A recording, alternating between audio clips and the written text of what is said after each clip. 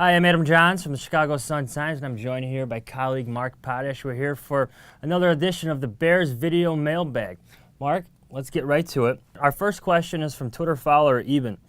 He says, do you see a scenario in which this Bears team wins the division or even makes the playoffs? Adam, I do, because I think with Aaron Rodgers injured in Green Bay, that opens things up.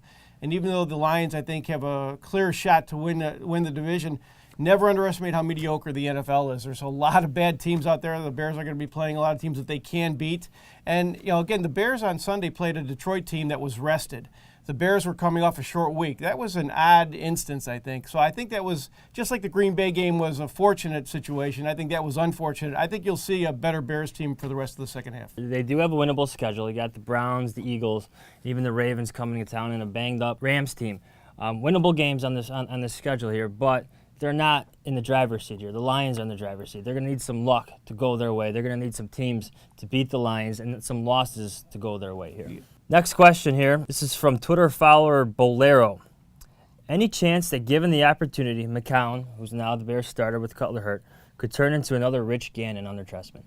Well, I think it's an interesting question, but I got to say, Rich Gannon was a pretty good quarterback before Mark Trestman ever got to him, so I can't make that same comparison.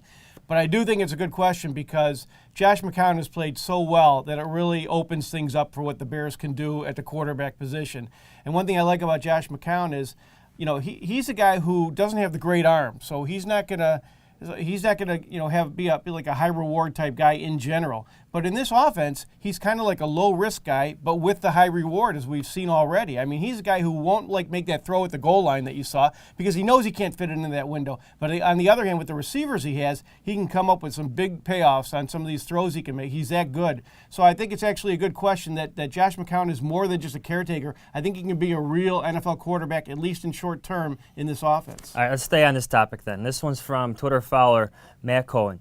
Does McCown playing well hurt the chances of bringing back Cutler, or will they instead draft the quarterback Trestman can mold and come cheaper? Well, that's a good question as well, Adam. I think McCown's performance, has changed things a little bit because I think, like I said, that the Bears realize that there's some things that they can do at quarterback that aren't as risky as they've had to deal with Jay Cutler. What do you think? Well, there's a couple things to point out here. The quarterback class that's coming out is pretty loaded. A lot of big names there and a lot of guys that are coming out of the woodworks. Guys like Rolling Meadows' very own Jimmy Garoppolo, who is tearing it up at Eastern Illinois. So this is a deep quarterback class. And this system, at least so far, has proven that it can work with McCown or Cutler. It's not dependent on the big arm.